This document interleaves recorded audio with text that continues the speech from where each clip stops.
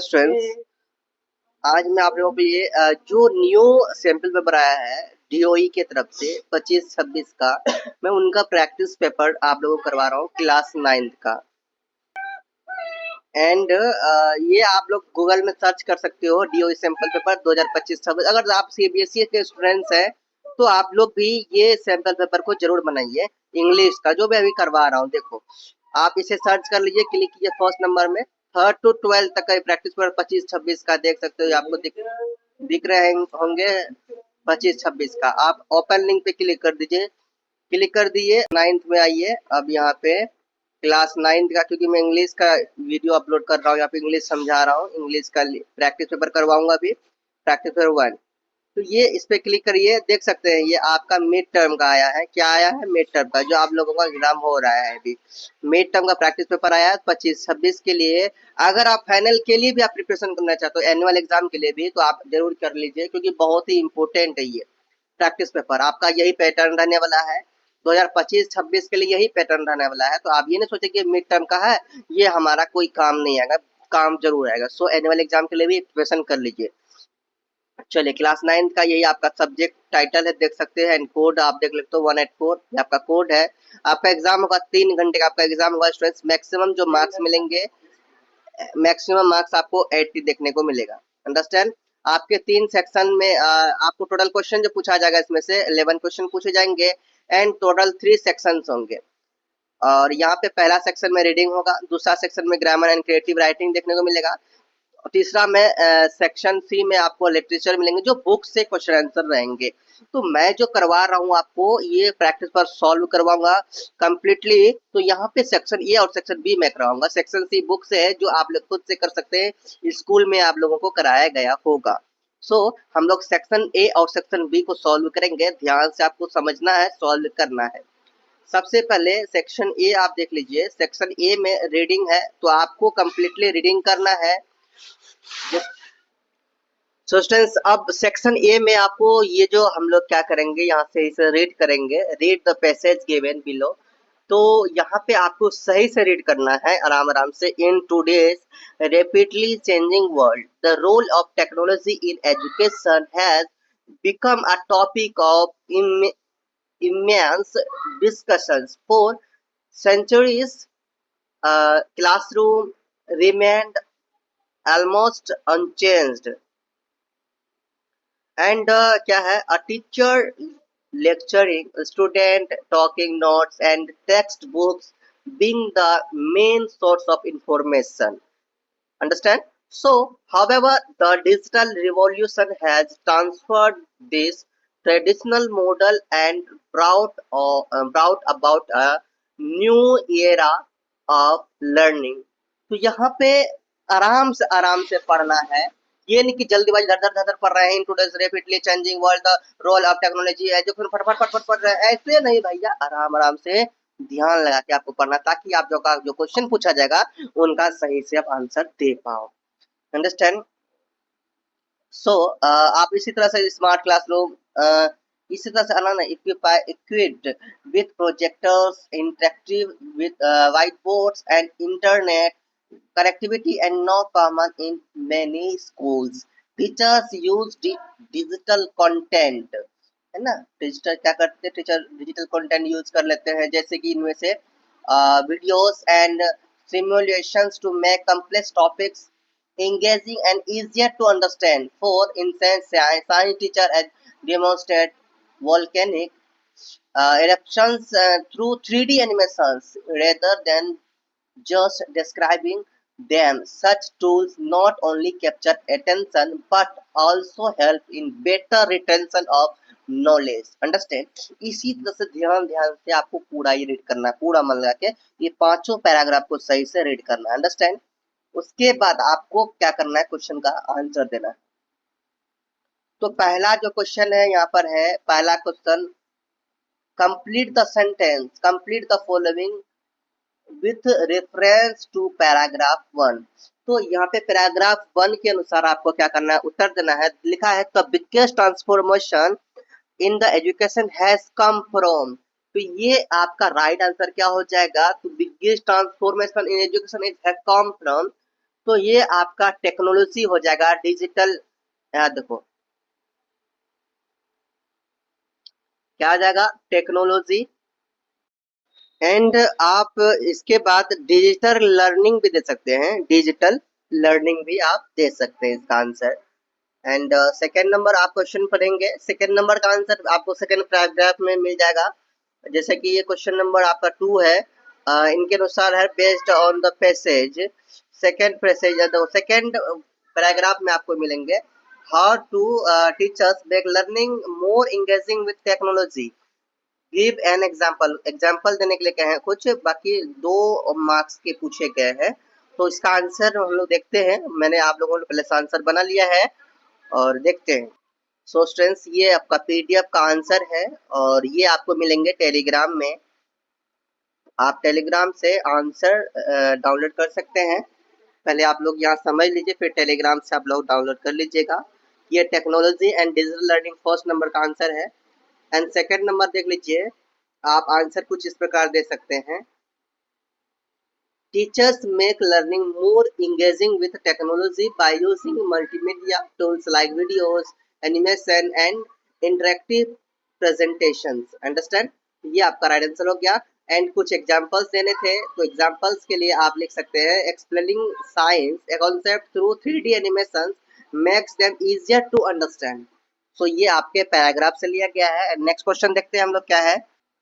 Next question है students, question number 3 कह रहे हैं list two advantage online learning platform. तो इसका भी आंसर आपको इस पीडीएफ में मिलेगा। सो आप लिख देंगे फर्स्ट नंबर यहाँ पे two advantage, the two advantage and online learning platform are. यहाँ पर फर्स्ट आप लिखेंगे, क्या लिखेंगे फर्स्ट, आप फर्स्ट लिखेंगे easy access to study material anytime anywhere, understand। and second आप लिखेंगे wide variety of resources like e-books, quiz and lectures। ये आपका 2 एग्जांपल्स हो गया। नेक्स्ट क्वेश्चन देखते हैं। तो यहाँ पर लिखा हुआ है fill in the blanks suitably reference paragraph 4। Paragraph 4 में आप इसे देखेंगे according to the passage technology should यहाँ पे आ जाएगा आपका, यहाँ पर पैराग्राफ 4 में देखना है।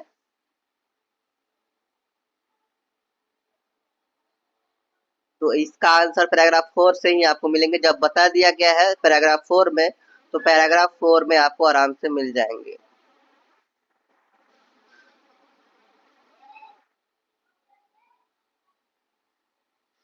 यहाँ पे शुड कॉम्प्लीमेंट, यहाँ पे शुड कॉम्प्लीमेंट और नॉट रिप्लेस।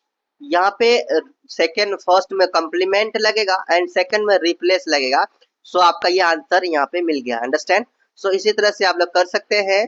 देख लिया, क्वेश्चन को इसी तरह ध्यान से पढ़ना है, आपको आंसर यही मिल जाएंगे। क्वेश्चन नंबर 5 है substitute the underline phrases with the correct words of paragraph 3 में e-books, digital libraries and educational apps have made knowledge accessible at the touch a button।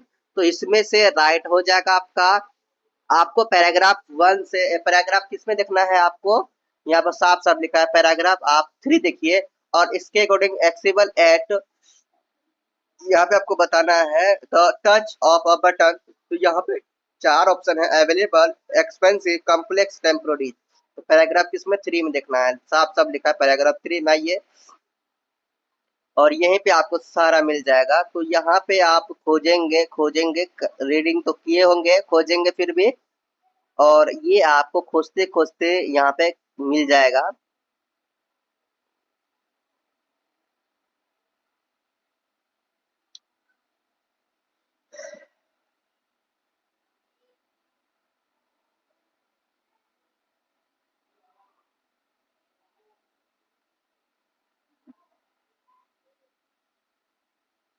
जब आप ध्यान से इसमें पढ़ेंगे आपको क्या मिलेगा, इस ये सब पूरा पढ़ लेंगे। Another remarkable change in the rise online learning platform, students can now access course from top universities across the global, often free of cost। The has opened opportunity of for learners from remote areas who otherwise lack access to quality education. In addition, e-books, digital libraries, and language learning apps the more knowledge accessible at the touch of button. तो आपका अब आप question को देखिए, ठीक है, आपको सब यहाँ पर समझ में आ जाएगा। तो ये अवेलेबल होते हैं, ये अब देखो क्या है, e books, digital libraries, education apps, more knowledge accessible the touch off button, किसमें मिलेंगे आपको, अवेलेबल, इसमें क्या होंगे, अवेलेबल हो जाएंगे, ये नहीं कि एक्सपेंसिव नहीं, राइट आंसर हो जाएगा आपका अवेलेबल। अंडरस्टैंड। इसी तरह से आप 6 नंबर देखेंगे, what problems does rural India face in adopting digital education, इसका भी आंसर मैंने आपको दे दिया है, तो इसका आंसर आप लोग लिख लीजिएगा। 6 नंबर में आप लिख सकते हैं यहाँ पे, the problem rural India faces in adopting digital education is lack of internet connectivity and digital infrastructure नहीं, इंफ्रास्ट्रक्चर। अंडरस्टैंड। सो ये आपका 6 नंबर का हो जाएगा। अब हम लोग नेक्स्ट क्वेश्चन देखते हैं।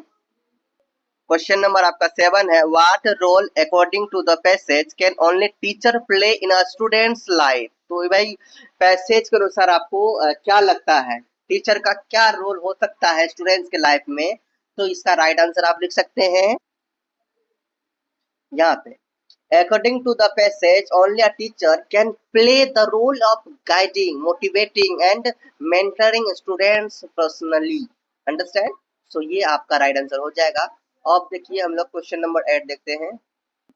क्वेश्चन नंबर 8 है आपका, complete the sentence with the correct response, the writer tone in the passage is dash। तो यहाँ पे राइट आंसर हो जाएगा आपको कंप्लीट, देखो क्या करना है, कंप्लीट सेंटेंस, तो राइट आंसर पैसेज के अनुसार आपका राइट आंसर यहाँ पे, अब यहाँ पे लिख दीजिए, the writer turn in the passage in informative and optimistic, है ना, ये आपका राइट आंसर हो गया। इस तरह से आपका पैराग्राफ, ये पैसेज 1 का राइट कंप्लीट आंसर हमने करवा दिया है।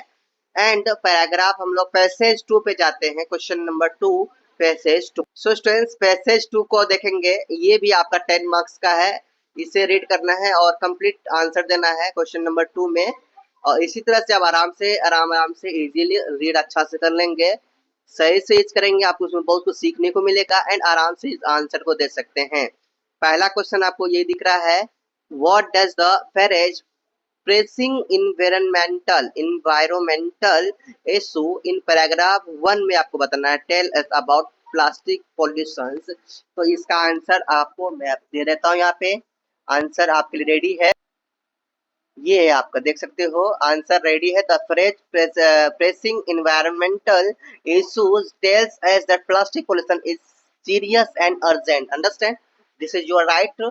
एंड क्वेश्चन नंबर 2 देखते हैं।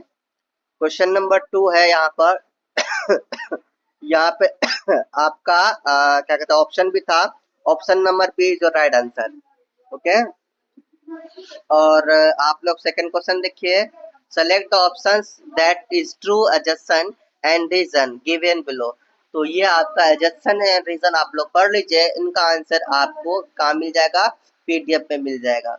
तो आप लोग देख लीजिए, थर्ड नंबर का option A, option B, option C, option D, तो आपका राइट आंसर आपके, ये क्वेश्चन आपको सेम एज इट इज यहाँ हमने दिया है और यहाँ पे राइट आंसर बता दिया गया, देख लो, बोथ ए एंड आर, है ना, एजम्पशन एंड रीजन आज ट्रू, रीजन भी और एजम्पशन दोनों ट्रू है, इसके अनुसार ये क्वेश्चन आप लोग पढ़ लेंगे। क्वेश्चन लिखा है, there by 2050 there could be more plastic than fish in the oceans by weight, है ना। तो रीजन है कि plastic waste remains in the environmental for hundreds of years, सही बात है। एंड ये क्वेश्चन था एंड रीजन ये बताया, तो भाई सही बात है, ये क्वेश्चन भी जो कह रहा है 2050 तक के लिए, और आंसर जो कह रहा है दोनों मैच खा रहा है, इसलिए बहुत हो जाएगा। ऑप्शन में आप लोग देख लीजिएगा, ऑप्शन नंबर ए आपका राइट आंसर हो जाएगा। ठीक है, चलिए देखते हैं, मैं थोड़ा सा फास्ट बता रहा हूँ, आप लोग कंफ्यूज नहीं हो जाना, क्योंकि टाइम कम है, आप लोग तैयारी कीजिए, मैं आप लोगों के लिए सॉल्यूशन लेके आया हूँ। बहुत आपका ए सही है। एंड क्वेश्चन नंबर थर्ड है state any two harmful effects of plastic on marine animals. तो ये थर्ड नंबर है आपका। थर्ड नंबर का भाई आपको 2 मार्क्स दिए जा रहे हैं, तो 2 मार्क्स के लिए आपको लिखना होगा। चलिए देखते हैं। तो 2 नंबर के लिए आप 2 मार्क्स के लिए आप लोग लिखेंगे 2 लाइन अलग से। देखो 3 number 2 harmful effective plastic on marine animals. तो इसका राइट आंसर आप लोग यहाँ पर लिख देंगे marine animals ingests plastic mistaking it for food which causes injury and death. सही बात है भाई। एनिमल्स जो है भाई आप देखो एनिमल्स के फूड के रूप में क्या कर लेते हैं, प्लास्टिक को खा लेते हैं, है ना। और इसके वजह से उसको डेथ हो जाता है, मिस्टेक से खा लेते हैं। अगर मान लो कि ओशंस में एनिमल्स जो ओशंस में जो रहते हैं, जैसे कि मान लो ओशंस में कौन रहते हैं, ओशंस में बहुत अच्छे अच्छे बहुत प्रकार के फिश रहते हैं, बहुत बहुत तरह के एनिमल्स रहते हैं जो कि सी एनिमल्स होते हैं। तो उन वो प्लास्टिक को हम लोग प्लास्टिक को कहाँ फेंकते हैं भाई, प्लास्टिक को जहाँ तहाँ हम लोग बहा देते हैं, फेंक देते हैं, नाले में फेंक देते हैं, वो चला जाता है नदी पे चला जाता है, उसके जरिए समुद्र पे जाता है। ठीक है।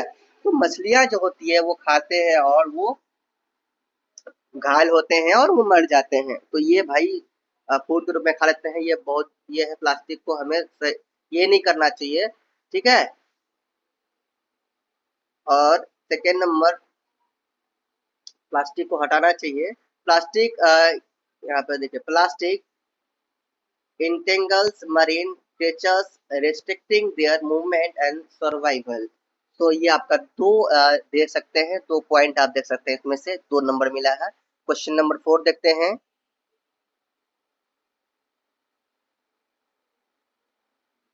क्वेश्चन नंबर आपका 4 है ये। क्वेश्चन नंबर 4 है pick the options that closest in meaning the word devastating as used in paragraph 3। तो पैराग्राफ 3 में आप देखेंगे तो वहां पे आपको मिलेगा, पैराग्राफ 3 में देखेंगे डिवेस्टेटिंग का मीनिंग आपको मिलेगा। पैराग्राफ 3 में यहाँ पे खोजेंगे तो आपको क्या मिल जाएगा, and the impact of marine life devastating.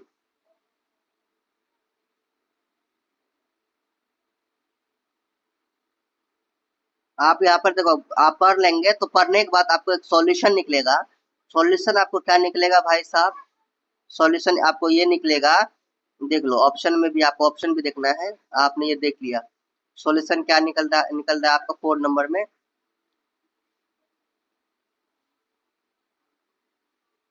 यहाँ पे डिवेस्टेटिंग का मतलब निकल जाएगा आपका डिस्ट्रक्टिव। डिवेस्टेटिंग का क्या हो जाएगा, डिस्ट्रक्टिव हो जाएगा। ठीक है।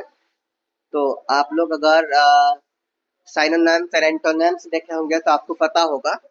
एंड ये आपका राइट आंसर हो जाएगा बी नंबर। क्वेश्चन नंबर हम लोग सेकंड देखते हैं। आप लोग अब ना क्वेश्चन देख लीजिए। क्वेश्चन ये रहा, how are governments and organisations acting reduce plastic pollutions. और इसका आंसर भी आपको क्वेश्चन पढ़ लेते हैं, सभी का आंसर डायरेक्ट मिल जाएगा। 6 number complete the sentence the world produce over 10 tons of plastic every year. Question number 7 है व्हाट एविडेंस फ्रॉम पैराग्राफ 3 में आपको देखना है। आप लोग इसी तरह से चेक कर लीजिएगा, आपको बता ही दिया। और थर्ड नंबर में 8 नंबर में कंप्लीट द सेंटेंस फॉलोइंग, यहाँ पे आप पढ़ेंगे तो इसके अकॉर्डिंग आपको कंप्लीट करना है क्या आंसर होगा। चलिए हम लोग इसका सभी सभी का आंसर एक साथ देख लेते हैं क्योंकि वीडियो लंबा हो रहा है। सो देख लेते हैं। यहाँ पर देखिए 5 नंबर का यहाँ पे आपका आंसर हो जाएगा, governments and organizations are acting to reduce plastic pollution by banning single-use plastic, promoting recycling and spreading awareness campaigns. So and 6 number, the world reduce over 300 million tons of plastic every year. Oh my god. And evidence from 7 number, evidence from the paragraph 3 where microplastics have been found in drinking water and even in the human body, showing they affect human health. सही बात है। And 8 number है, 8 number according to the passage, experts believe that lasting change in plastic use will come only when people change their behavior. Their ये B नहीं है, दियर bee behaviour total है। And adopt sustainable and alternatives, ये हो गया और ये आपका कंप्लीट हो गया। अब हम लोग नेक्स्ट देखते हैं क्वेश्चन क्या है स्टूडेंट्स हमारा। अब देखिए नेक्स्ट है जो क्वेश्चन, जो भी क्वेश्चन नेक्स्ट है वो है ग्रामर का। तो grammar and creative writing, grammar and writing skills है, ये आप लोग देख लीजिए। एनी 10 इनमें से 10 क्वेश्चन का जवाब देना, 12 क्वेश्चन होंगे, किसी 10 क्वेश्चन का जवाब देना 12 क्वेश्चन में से, ठीक है। चलिए हम लोग इसको देखते हैं। स्टूडेंट्स बच्चे ना ग्रामर में ही अधिक मिस्टेक करते हैं। सो भाई मिस्टेक करना नहीं है, ध्यान से देखना मैं कैसे इसको सॉल्व करता हूँ। Supply the correct from the verb in the flowing sentence, इसमें करेक्ट वर्ब देना है सेंटेंस के अंदर।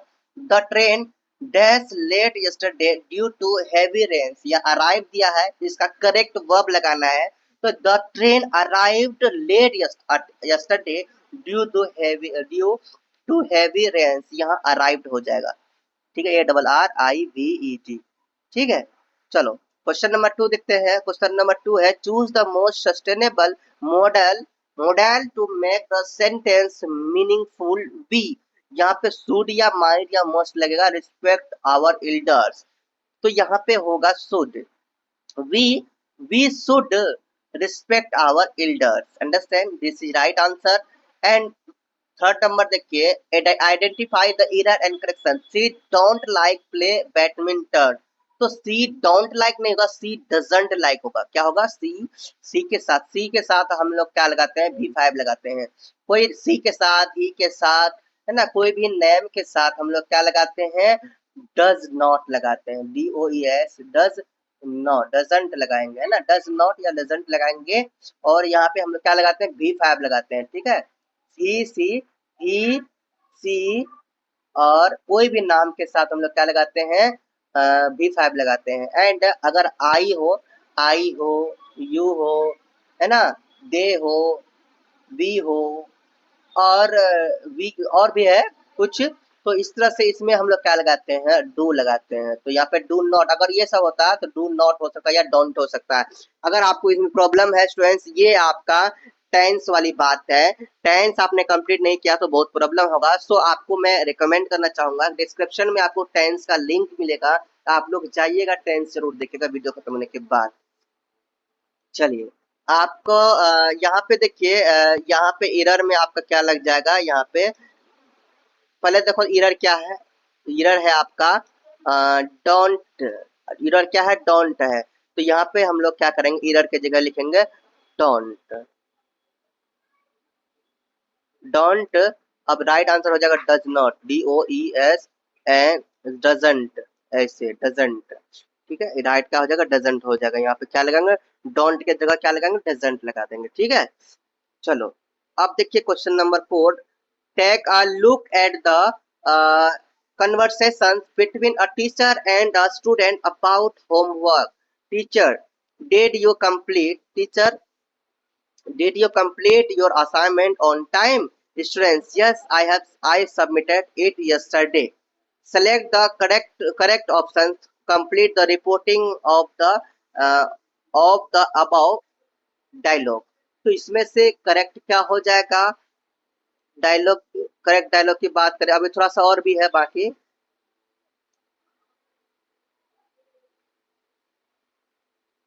The teacher asked the students if he had completed assignment on time. The students replied that. तो यहाँ पे हो जाएगा replied that, यहाँ पे ऑप्शन भी दिया है, क्या देना है, he submitted it yesterday, he had submitted it previous day, and he has submitted on yesterday, या फिर आपका राइट हो जाएगा B number, he submitted on previous day. तो देखिए यहाँ पे he had submitted it previous day आपका राइट आंसर हो जाएगा, ठीक है। यहाँ पे राइट आंसर हो जाएगा स्टूडेंट्स दैट, क्या कहना चाहता है स्टूडेंट्स कि वो सबमिट करेंगे यस प्रीवियस डे, ठीक है। Submitted, he had submitted previous day, नहीं तुम करेंगे नहीं, पिछले ही दिन उन्होंने क्या किया, सबमिट कर दिया समय, सही टाइम पे। एंड क्वेश्चन नंबर आप देखो फिफ्थ में क्या, select the option the that option that identifies the errors and supply the correction lines given below। आपको एरर और करेक्शन बताना है। क्वेश्चन है she go to the library every Saturday with her friends. तो यहाँ पे सी के साथ हमने क्या बताया, क्या कि डज नॉट लगता है, V5 लगता है, ठीक है। बट यहाँ पे डायरेक्टली सी के साथ क्या लगा, गो लगा है, तो सी के साथ गो नहीं लगेगा, सी के साथ लगेगा गोज, GOES, गोज लगेगा। सो यहाँ पे आपका गलत कहाँ है, गो गलत है, तो इरर क्या है हमारा, या right, option number A is your right answer, go error है एंड गोज आपका राइट आंसर हो जाएगा। चलिए क्वेश्चन नंबर 6 देखिए, report the dialogue by completing the sentence, mother please, mother कहती है please switch off the lights before sleeping, son कहता है श्योर आई विल, है ना, मम्मी कहती है कि कृपया सोने से पहले क्या करना, लाइट को ऑफ कर देना, है ना। बेटा क्या कहता है, श्योर पक्का कर दूंगा, है ना, मैं कर दूंगा। And the mother requested the son, mother request करती है सन से, क्या कहती है कि टू स्विच, आंसर आप लिखोगे, आंसर लिखोगे स्टूडेंट्स यहाँ पे आगे, टू स्विच, मैं आपको बोल रहा हूँ आप लोग लिख लो, to to switch off the lights before sleeping, ये आप लिख दोगे, to switch off the lights before sleeping, ये आप लिख दोगे। एंड क्वेश्चन नंबर 8 देखिए, क्वेश्चन नंबर 8 है आपका, identify the error and supply the correction in the space given, a basket mangoes were lying on the table, इसका right answer क्या हो जाएगा स्टूडेंट्स, देखो यहाँ पे एरर की बात करें तो mangoes were a basket of mangoes, भाई यहाँ मैंगोस के बाद वेयर नहीं लगेगा, वॉस लगेगा, क्या लगेगा, वॉस लगेगा, ठीक है। तो वेयर आपका करेक्ट एरर है, तो यहाँ पे वेयर लगा देंगे और यहाँ पे करेक्शन क्या होगा, यहाँ पे वॉस हो जाएगा, ठीक है। चलो आप देखिए क्वेश्चन नंबर 8 में, complete the given narrative by filling the blanks, when reached the cinema hall the movie dash already began, तो यहाँ पे हैज लगेगा, हैव लगेगा, या हेड लगेगा, या फिर डी नंबर में विल हैव लगेगा, तो राइट आंसर हो जाएगा स्टूडेंट्स हेड, ठीक है, यहाँ क्या हो जाएगा, had. When we reached the cinema hall the movie already began, तो मतलब कि जब वो सिनेमा हॉल पहुंचा तो मूवी जो हो गया, क्या हो गया था, और पहले ही स्टार्ट हो चुका था, शुरू हो चुका था, ठीक है। तो शुरू हो चुका था, यहाँ पे हम लोग हैज भी नहीं लगाएंगे, हैव भी नहीं लगाएंगे, आपका राइट आंसर हो जाएगा हैड, ठीक है। तो मूवी फिर से, when reached the cinema hall the movie had already begun. Fill in the blanks by choosing the most appropriate options. There isn't dash milk left in the jug. Many, some, any या few. आपका right answer जो होगा students वो हो जाएगा आपका any, ठीक है, any. There isn't any milk left in the jug.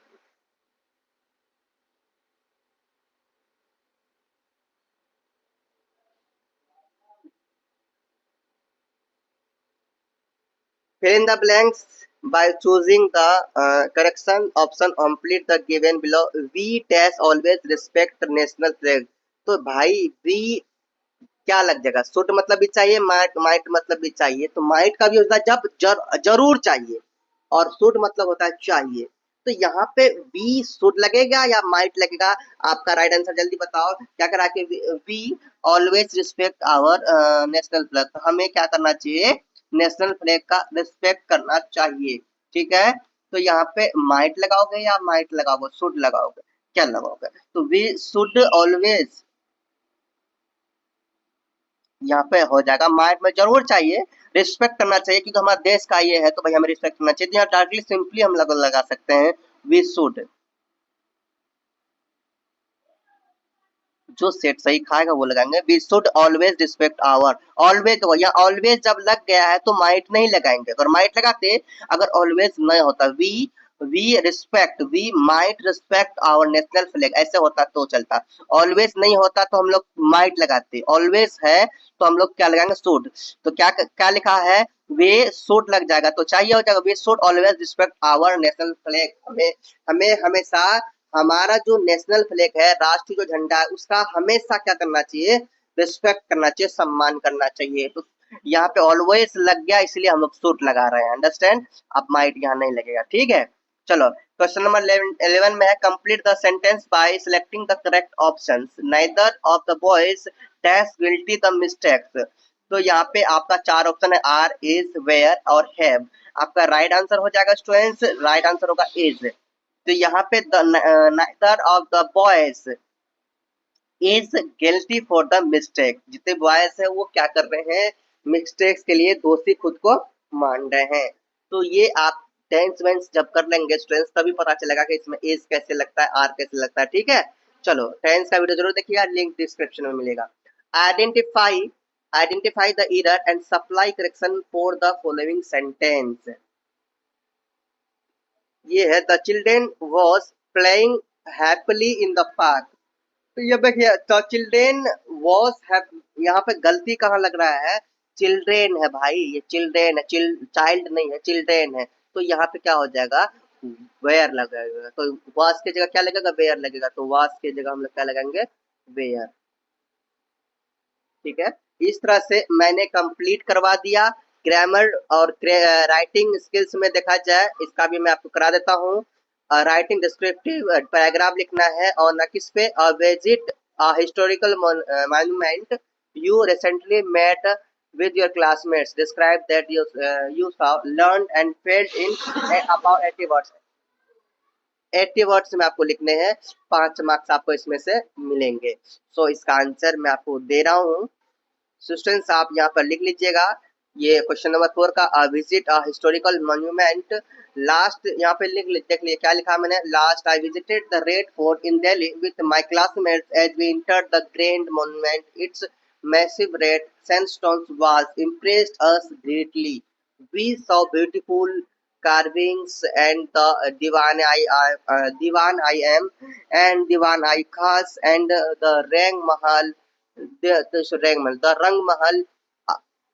यहाँ पे आप लोग पढ़ लो। Our guide explain the history of the fort and the Mughal period. I learn how it was once the residence impress and symbol of power। The visit filled me with pride and respect for India's glorious heritage। Understand?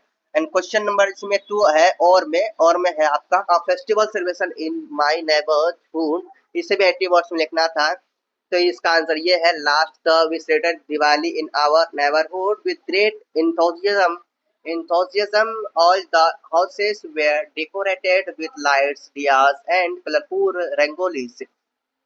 Children roast crackers while elders exchanged sweet and greeting. A special community puja was organized where everyone joined together. The atmosphere was full of joy, laughter, and togetherness. I learned the value of unity, harmony, and sharing happiness. The festival not only brightened our homes but also strengthened our bonds with neighborhood। Understand? Question number 5 में आपका है, you saw straight dog injured on the road, you and your friends helped reach an animal shelter। ठीक है, तो right diary entry इसके बारे में लिखना है, incident how to you felt after words in about 80 words. तो इसके बारे में आपको डायरी एंट्री लिखना है। तो देखिए उसके लिए सबसे पहले आपको क्या लिखना होगा, लेफ्ट साइड में, ये जो हमने लिखा है थोड़ा सा बीच में आ गया, लेफ्ट साइड में आपको लिखना है। और उसके बाद फिर आपको क्या लिखना है, डियर एंट्री, है ना, डियर डायरी कहते हैं, एंट्री नहीं, डियर डायरी। तो ये भी आपको क्या लिखना है स्टूडेंट्स, ये आपको यहाँ लिखना है, यहाँ लिखना है। ठीक है, यहाँ लिखना है डियर डायरी। तो एक लेफ्ट साइड में यहाँ से लिखना, उसके बाद ये पैराग्राफ थोड़ा सा इधर करके यहाँ से लिखना। ठीक है, आप बाकी लिख लो, बाकी सही है।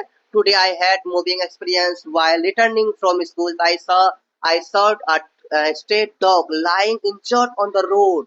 Oh my god, its leg was bleeding badly। My friends and I carefully lifted it and took it to the nearest animal shelter। The staff there promised to take good care of it। I felt a deep sense of satisfaction and relief। Helping the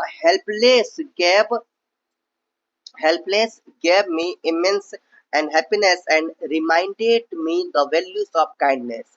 next है आपका, you were travelling by train. अगर वो नहीं लिखना है और की जगह में, ये आप लोग देख लीजिएगा अभी, and you were traveling by the train when suddenly it stopped the middle of forest at night. Describe the experience in the form of a story. A strange train journey. Last week while traveling by the train, answer है इसका, देख लो इसको भी 80 words में लिखना है. Last week while traveling by train, I had a strange experience. Around midnight, the train suddenly stopped in the middle of a dense forest. Darkness surrounded us, and the only sound was insects and rustling leaves. Passengers grew restless and some felt scared. After a while, the guard informed us that there was technical problem. Soon the engine started again. Everyone sighed with relief. It was an unforgettable and thrilling experience. Understand? ये आपका खत्म हो चुका है students. तो ये मैंने आपका कंप्लीट करवा दिया. एंड देखिए, चैनल में न्यू है स्टूडेंट, चैनल को जरूर सब्सक्राइब कर लीजिए, बेल आइकन को दबा लीजिए. और ये देखिए व्हाट्सएप नंबर है, और ये व्हाट्सएप नंबर का यूज कभी काल हो जाता है पीडीएफ वीडियो लेने के लिए. वैसे टेलीग्राम में मैं आपको पीडीएफ ये दे दूंगा, घबराने की जरूरत नहीं है. एंड आप ये आईडी है हमारा इंस्टा का, आप लोग वहाँ पे फॉलो कीजिए, मुझसे बातें कीजिए, कोई भी डाउट हो. एंड टेलीग्राम सॉरी रील्स में अपलोड करता हूँ मोटिवेशन रिलेटेड, तो ये आप लोग देखिए. और देखिए बाकी आप लोग देखते हैं. अब नेक्स्ट क्वेश्चन नहीं, नेक्स्ट क्वेश्चन जो बचा हुआ लिटरेचर का बचा, चलो देखते हैं. और आप लोग देख लीजिए, ये मैंने आप सभी का और भी कराया दिया. ये 5 नंबर का भी जो भी क्वेश्चन था मैंने करवा दिया. सेकंड सेक्शन आपका सी आता है लिटरेचर का, 40 मार्क्स का ये है. बाकी आप लोग देख लीजिए स्टूडेंट्स, क्वेश्चन ये आपके बुक से होंगे. बाकी ये आप लोग अपना कर लीजिए बुक से, ठीक है, बुक का है, आप लोग ये खुद से कीजिए, स्कूल में कराए गए होंगे. और ये पीडीएफ आप लोग को कैसे डाउनलोड करना है, गूगल में आपको डायरेक्टली लिखना है, वहां से डाउनलोड कर लेना. स्टार्टिंग मैंने बता ही दिया. जरूर चैनल को सब्सक्राइब करिए. मिलता है नेक्स्ट मंथ. बाय. प्रेम से रहो, प्रेम से पढ़ो, प्रेम से बोलो.